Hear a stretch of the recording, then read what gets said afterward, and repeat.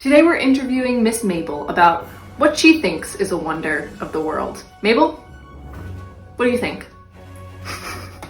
What do you think?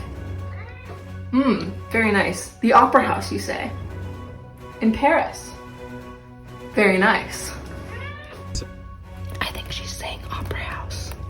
So let's talk about the Paris Opera House. Paris Opera House is located in Paris, France. It's an opulent building that was designed by Charles Garnier, which is why it's also called the Palais Garnier as well.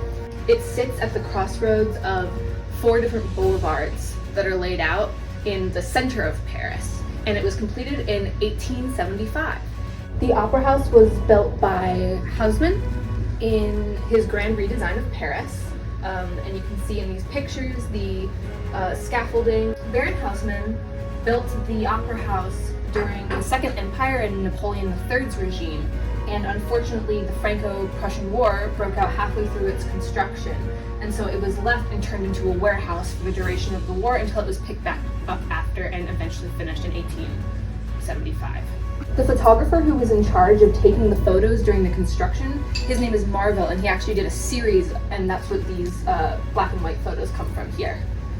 The construction of the Paris Opera House lasted from 1861 to 1875 and required total reorganization of the entire neighborhood, where narrow streets were actually demolished to make way for broad thoroughfares that could hold the amount of people that would be going to the opera. Thus, the design of the Opera House took 13 years to complete, and it inspired a lot of Baroque and Greek and Roman influence, and that was all combined together to create the Napoleonic architecture that can be seen and was named after this building was erected. The Opera House was also built to be looked at from every direction. There's nothing shading it in any direction, so if you can walk around the whole thing and every part of it is opulent. Sitting atop the copper dome at the zenith of the Paris Opera is actually a statue of Apollo, which grants the whole building a look of grand authority. The Opera House's interior is almost overstatedly grand. The grand vestibule, which runs the length of the building just inside the entrance, is filled with light and features mirrors, crystal chandeliers, vast amounts of gold leaf, and elaborate decorated ceilings. The designer of the Opera House actually tried to use modern materials like metal. Instead of the expensive and time-consuming process of gold leaf decorating, he used gilded metals. He painted the metal yellow, and then gold leaf was applied only where the light would hit in order to make it look like the whole section was gold. Also used marble for the interiors with grand sculptures and curves and columns. Many murals were featured throughout the building, even on the ceiling.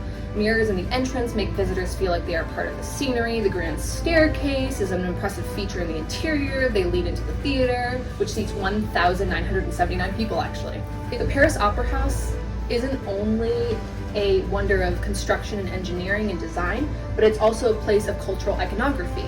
The Paris Opera itself was the inspiration for the book Phantom of the Opera, which later became the Broadway show. And when the author, Gaston Leroux, was viewing the Opera House for the book, he actually gained inspiration for the things that happen in the story from the urban legends of ghosts that wander the halls of the Paris Opera. When they were constructing the Paris Opera House, they actually found a subterranean lake underneath the foundation that they had to drain. And that is the inspiration for the Phantom's underground lake when he's moving along to take Christine to his lair. And when it comes to the chandelier falling down, there was actually a chandelier incident where a fire broke out and one of the sandbags that holds the opulent chandelier up actually fell and killed someone. Palais Garnier is considered a wonder of the world, not only because of its obvious things like scale, size, engineering, but also how many people it took to actually construct and design and create the interior and the exterior and the sculptors, and because of the cultural significance that it has within Paris as not only a place to watch ballets and operas, but it's also a source of community when it comes to urban legends and folktales. I just feel so silly. You are silly. You're a very silly lady. In the Poop. Here, his name's Marvel. Marvel. Comic? Marvel at Marvel. No, it's Yes. many different sculptors worked on it. Okay. The actual, like this part, which is like the foyer, actual theater room is like extremely small. So like the building is mostly just opulence for opulence sake. It's like a bag of chips where like there are like 2 chips in it, but the bag is like huge. The Exactly. packaging is extravagant. Exactly, and that is the Paris Opera. It's a bag of chips.